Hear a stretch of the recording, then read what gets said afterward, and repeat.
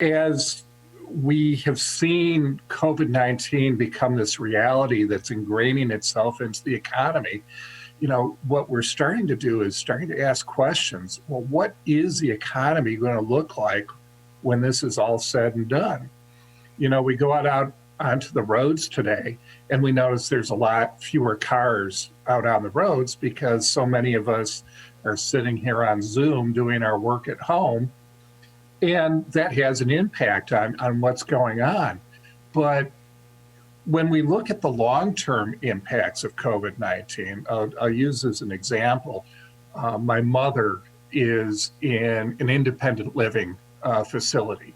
And of course, they've been locked into their apartments for a while, since April. They're not doing congregate meals and those kinds of things. Well, what's this going to mean for the future and, for instance, how we build these kinds of facilities?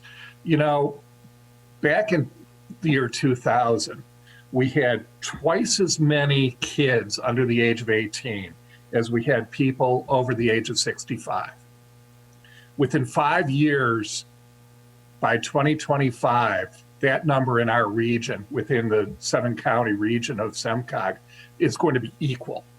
There's going to be as many seniors as there are kids in our region.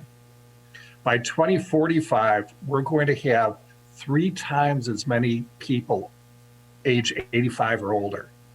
Can you imagine what COVID-19 would be like if we had 3 times as many truly elderly, vulnerable people? Well, some of the things that we may be looking at are, for instance, when we build, independent living facilities and nursing homes. I look at my mother's, and it didn't dawn on me until this was going on. All of her heating and air conditioning comes directly from outside in her apartment. So she has her own furnace, her own air conditioner that brings the air in. Now, as a son, I'm thinking that's a real good thing, because if there's any COVID virus around, at least that's not circulating into her apartment from the rest of the building.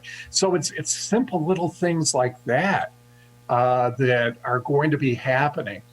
But on a broader scale, when we look at what the business community is going to be like, and we look at, say, office buildings, what our office is going to be like in the future. We have a lot of office space, Troy, Bloomfield, downtown Detroit, Southfield, but a lot of companies are not going to be bringing all those white-collar workers back into the office when COVID-19 gets done.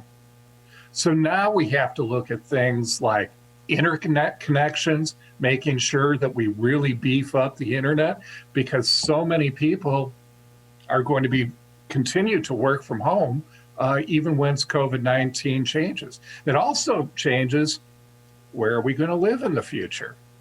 Now it may not be as important to live within 15 miles of your workplace or within 15 minutes of your workplace.